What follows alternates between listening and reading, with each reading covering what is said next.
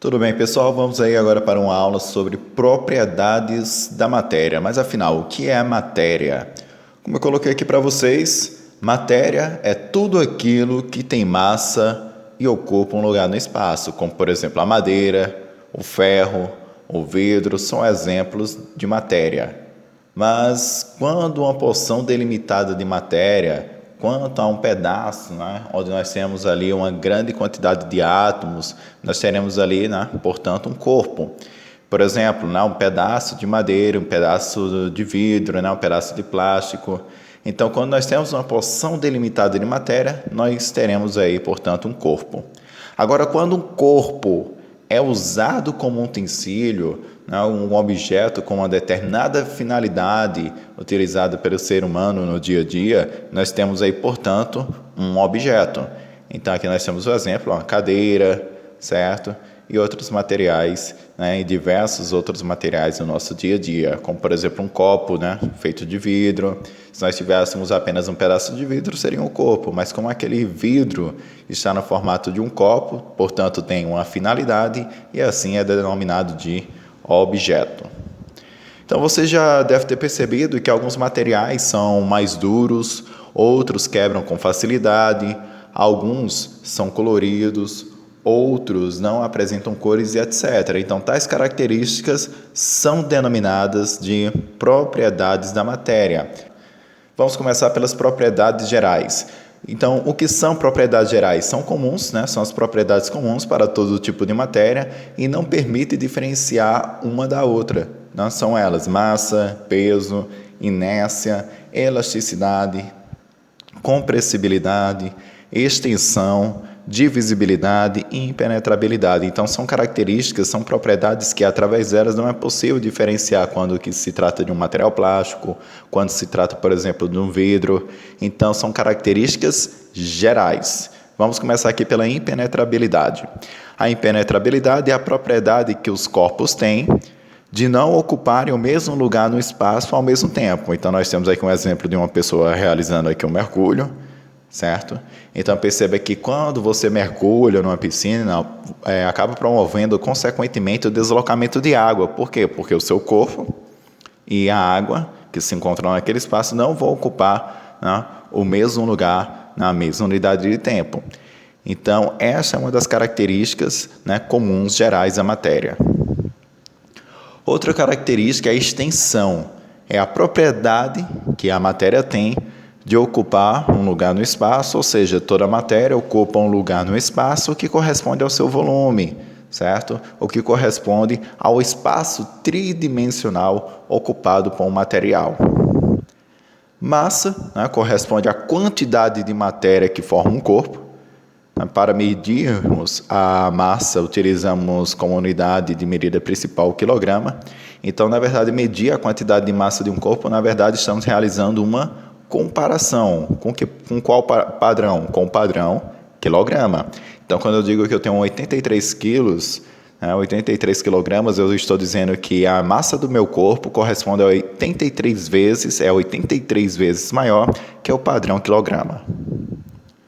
Inércia, que corresponde à resistência que um corpo oferece a qualquer tentativa de variação do seu estado de movimento de repouso. Isso significa dizer que, se você estiver realizando um determinado movimento, a tendência é você prosseguir com aquele movimento até que seja aplicada uma força sobre você para que possa cessar o movimento respectivo. Já quando você se encontra, por exemplo, em repouso, a tendência é permanecer em repouso até que uma força seja aplicada para iniciar um determinado movimento. Então, se você está andando, por exemplo, de carro ou está andando a cavalo, conforme aqui nessa imagem, você está em um determinado movimento, em uma determinada movimentação. E a partir do momento, por exemplo, que o cavalo para de forma repentina, o que é que acontece? Seu corpo é jogado para frente, porque você tende a permanecer com aquele movimento, e essa é a propriedade, a característica da inércia. Elasticidade, que é a propriedade que um corpo tem de voltar à sua forma inicial, cessada a força a que estava submetido. Nós temos um exemplo da cama elástica. Outro exemplo é uma esponja, né? Se você aplicar uma força sobre uma esponja e depois soltá-la, o que é que vai acontecer? Ela tende a voltar ao seu estado originário, né? A sua forma originária.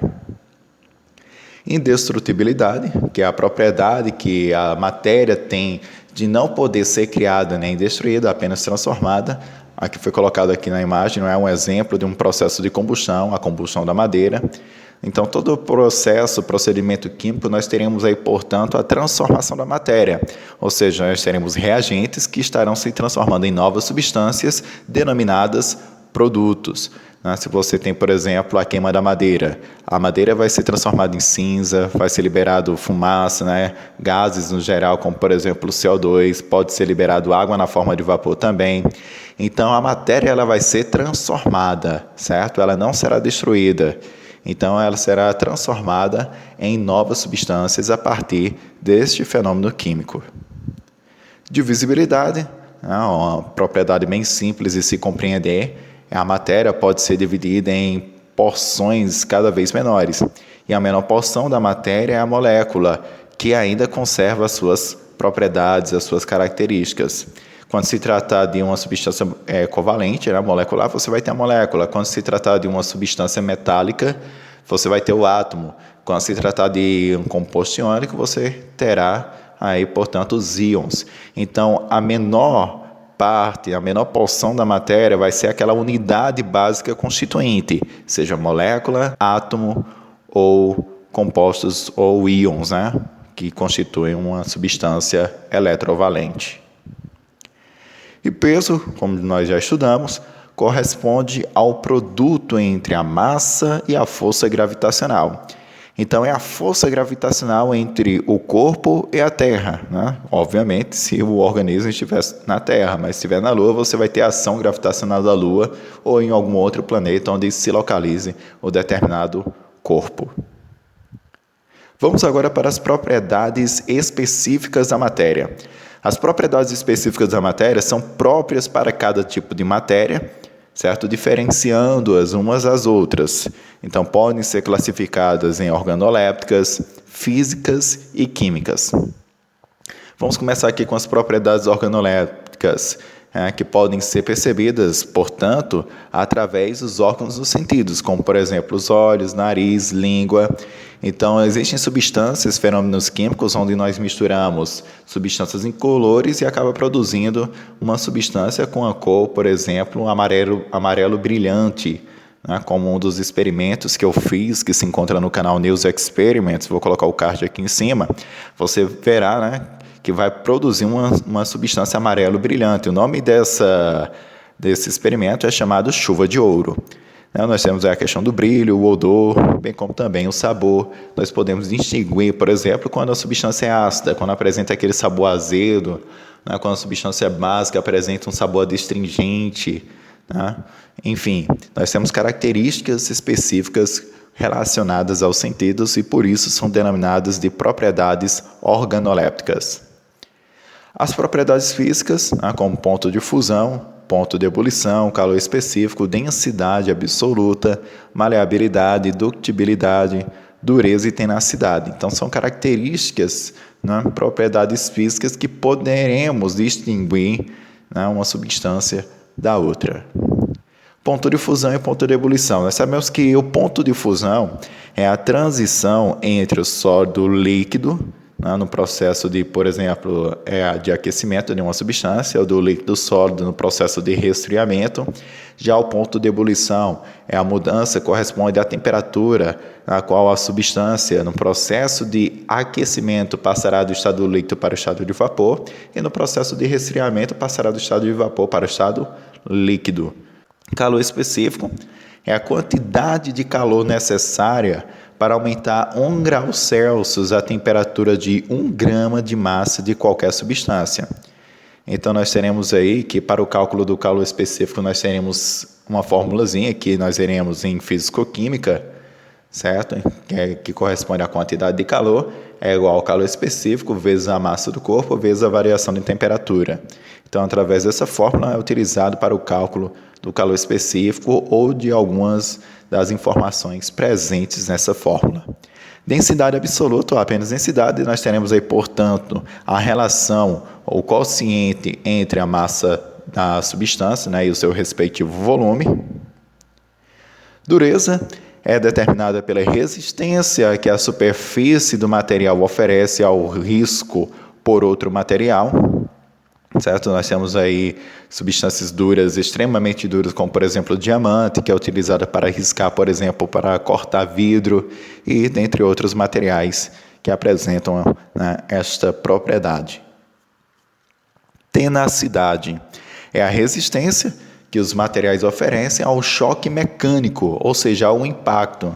Então, se você jogar, por exemplo, uma pedra numa janela de vidro, por exemplo, o que é que vai acontecer? A tendência, dependendo da espessura do vidro e também do tamanho da pedra, é quebrar aquele vidro. Então, significa dizer que apresentam a maior tenacidade, no caso a pedra, em relação ao vidro, em relação ao impacto, ao choque mecânico entre esses dois materiais. Então, resiste ao forte impacto sem se quebrar. No caso, a pedra apresenta uma maior tenacidade. Maleabilidade é a propriedade que permite a matéria ser transformada em lâminas, característica dos metais, por exemplo. Ductibilidade, capacidade que a substância tem de ser transformada em fios, características dos metais também. As propriedades químicas são as responsáveis pelos tipos de transformações que cada substância é capaz de sofrer. E estes processos são as reações químicas. Então, como eu falei, quanto às propriedades químicas, nós teremos que a transformação da matéria em outras substâncias através de um fenômeno reacional, nós teremos, portanto, essas características referentes a esse processo, esse fenômeno químico. Nós teremos substâncias, por exemplo, reações químicas que liberam calor, outras substâncias que, para serem formadas, né, durante o processo do sistema reacional, ocorre absorção de calor. Enfim, nós temos características também, portanto, específicas da matéria. Vamos aqui ver algumas características referentes aos estados de agregação da matéria. Vamos aí ao estado sólido. As substâncias apresentam formas definidas e seu volume não varia de forma considerável com variações de temperatura e pressão. Então, as partículas que constituem o estado sólido encontram-se ligadas umas às outras, de modo que não podem movimentar-se livremente, certo? Então, são características de substâncias que se encontram no estado sólido. Substâncias no estado de agregação líquido. As partículas que constituem o estado líquido não estão unidas fortemente, visto que deslizam umas sobre as outras, adaptando-se à forma do recipiente que contém. Então, se você colocar num copo, vai adaptar a forma de um copo. Se você colocar numa vasilha, vai adaptar a forma daquela vasilha. Então, as forças de atração entre as partículas são suficientemente fortes para que não ocorra variação no volume e as partículas dificilmente podem ser comprimidas. Então, você tem ali aquelas forças entre as moléculas da água, que são forças denominadas pontes de hidrogênio, e teremos, portanto, aí também a tensão superficial da água, né, proveniente dessa força entre uma molécula e outra através dessas ligações chamadas pontes de hidrogênio. Então, por que uma mosca, né, certos insetos, conseguem pousar sobre a água, né, e ficar sobre ela? Por causa da tensão superficial da água, devido a essas pontes de hidrogênio entre as moléculas de água que produz essa tensão superficial, produzindo este fenômeno. O estado de agregação gasoso, né, as substâncias apresentam densidade menor, né, que é os sólidos e líquidos, e ocupam todo o volume do recipiente que as contém. Então, podem expandir-se indefinidamente e são comprimidas com grande facilidade. E este comportamento pode ser explicado pelas forças de atração entre as partículas muito fracas, as quais possuem, portanto, alta mobilidade, né? Alta mobilidade, podendo, portanto, ter a forma do ambiente em que se encontra, apresentando, como eu falei, né, uma grande facilidade de serem comprimidas e além de outras características. Vamos agora para as mudanças de estado de agregação. A mudança de estado de agregação do sólido para o líquido, nós temos aí que o nome corresponde ao processo de fusão. Então, quando eu digo ferro fundido, é porque o ferro que se encontrava no estado sólido partiu para o estado líquido, certo? Então, do líquido para o vapor, para o gasoso, nós temos aí que ocorre através de uma vaporização. E a vaporização pode acontecer através de 3 formas. Vamos aqui utilizar como exemplo a água. Nós sabemos que a água apresenta ponto de ebulição igual a 100 graus Celsius. Então, se a água passar do estado líquido para o estado de vapor abaixo de 100 graus Celsius, ocorre uma evaporação. Quando a água passa do estado líquido para o estado de vapor no ponto de ebulição, no seu ponto de ebulição a 100 graus Celsius, dizemos que aconteceu uma ebulição.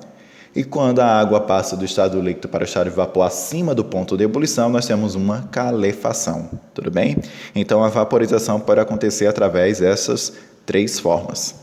E quando a água que se encontra na forma de vapor parte para o estado líquido, nós temos, portanto, uma condensação ou liquefação. Quando você tira, por exemplo, a garrafa bem fria, bem gelada, garrafa com água bem gelada do freezer, o que é que acontece? Você coloca sobre o balcão, você percebe que várias gotículas são formadas na superfície daquela garrafa. Então, por que aquilo acontece? Porque a água na forma de vapor que se encontra no ambiente acaba se condensando sobre aquela superfície fria. Então, portanto, nós temos aí o processo de condensação ou liquefação, onde a água que se encontrava no estado de vapor partiu para o estado líquido. E a água no estado líquido, certo? Quando parte para o estado sólido, nós temos aí, portanto, uma solidificação. E quando a água no estado sólido parte direto para o estado gasoso, o estado de vapor, como por exemplo o que acontece com o gelo seco, nós temos uma sublimação. E quando nós temos aí o processo inverso, que é do estado gasoso para o estado sólido, diretamente para o estado sólido, nós temos aí, portanto, uma ressublimação. Vamos falar agora sobre o ciclo da água, ou, como também pode ser chamado, o ciclo hidrológico, certo? No ciclo da água, pessoal, nós temos aí uma série de eventos que devemos prestar atenção e ela é constituída basicamente por 5 etapas. A primeira etapa consiste da seguinte forma: o calor, irradiado no sol, pelo sol, aquece a água de rios, lagos, mares e oceanos, ocorrendo o fenômeno da evaporação. Então, nesse momento, ocorre a transformação do estado líquido da água para o seu estado gasoso, à medida que se desloca da superfície da Terra para a atmosfera. E juntamente com esse processo, ocorre o que nós chamamos também de evapotranspiração. E o que é evapotranspiração? É a soma da evaporação da água pela superfície de solo, mais a transpiração dos vegetais, passando para a atmosfera no estado de vapor, sendo parte do ciclo da água, sendo parte do ciclo hidrológico, tudo bem? Então, continuando, nós temos que o vapor da água acaba se esfriando nessas regiões mais altas da atmosfera, se acumulando aqui nessa região e se condensa na forma de gotículas, que formarão as nuvens ou nevoeiros. Neste momento ocorre o processo de condensação, certo? Ou seja, a transformação do estado gasoso da água para o seu estado líquido, sendo as nuvens, as gotículas de água líquida suspensas no ar. Com a água condensada na atmosfera, se inicia o processo de precipitação, onde as gotículas suspensas no ar se tornam pesadas e caem no solo na forma de chuva. Em regiões muito frias, a água condensada passa do estado gasoso para o estado líquido e rapidamente para o estado sólido, formando a neve ou granizo, certo? Como nós podemos ver aqui, uma parte da água fica sólida aqui em regiões frias, se condensando nas regiões mais altas, como por exemplo em montanhas, em colinas.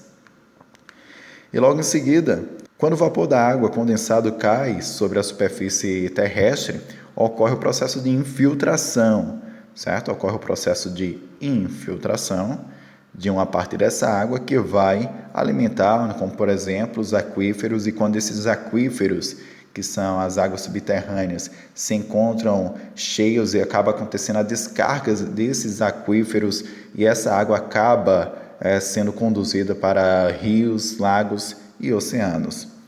Então, parte da água que se infiltrou no solo pode ser absorvida pelas plantas, que depois de utilizadas, a devolvem à atmosfera por meio do processo de transpiração.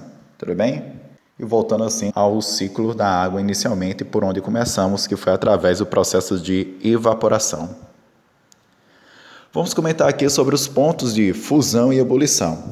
Como eu comentei nas propriedades físicas da matéria, que é uma das propriedades específicas dos materiais, o ponto de fusão corresponde à temperatura em que, no processo de aquecimento, a substância passa do estado sólido para o estado líquido. E no processo de resfriamento, a água, ao chegar a atingir essa temperatura, passa do estado líquido para o estado sólido.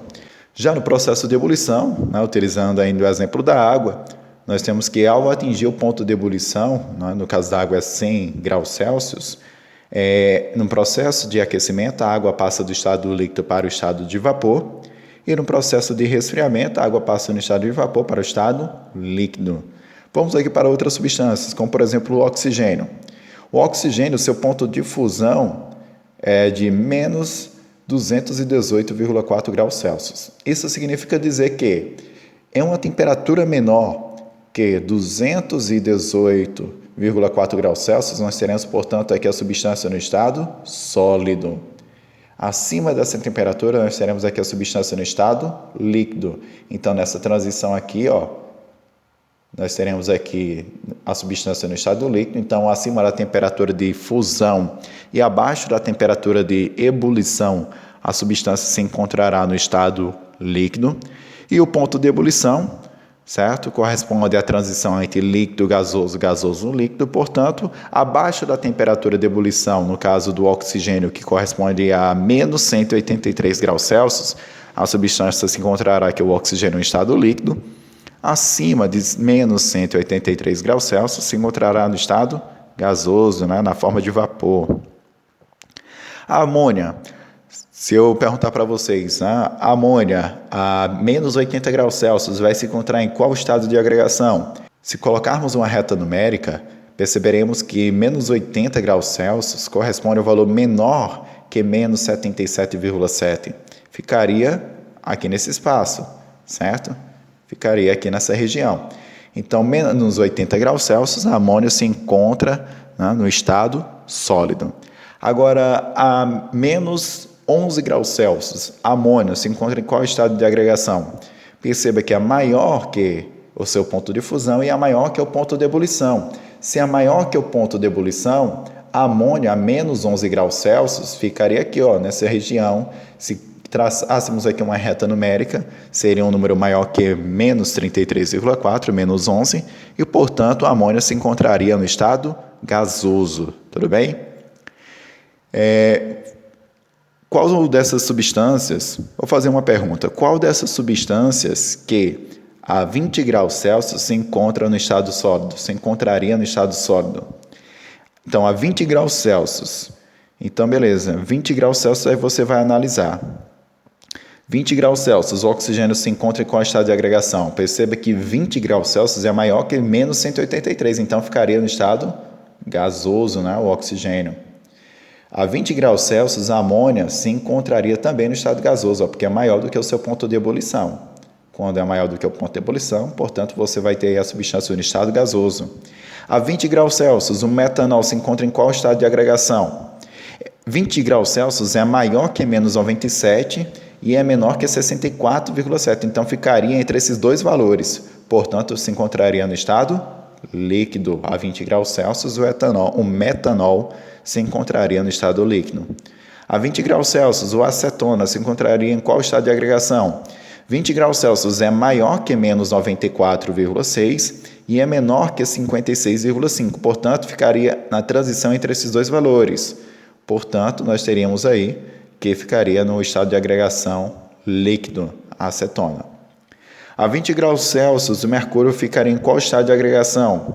20 graus Celsius é maior que menos 38,87 e é menor que 356,9. Portanto, também se encontraria no estado líquido. 20 se encontra entre esses dois valores. A 20 graus Celsius, o alumínio se encontra em qual estado de agregação? Perceba que 20 é menor que o seu ponto de fusão, que é 660. Portanto, 20 é menor que 660 e se encontraria aqui, portanto, no estado sólido. Então, dentre essas substâncias, a única substância que se encontraria sólido, a única substância que se encontraria sólida a 20 graus Celsius seria o alumínio, certo? Beleza, pessoal, espero que vocês tenham gostado da aula. Se surgir alguma dúvida, volta o vídeo, assista novamente ou entre em contato comigo através do meu e-mail, neurobson.gualberto@prof.ce.gov.br, certo? Que eu estarei respondendo e tirando as suas dúvidas. Valeu e até o próximo momento.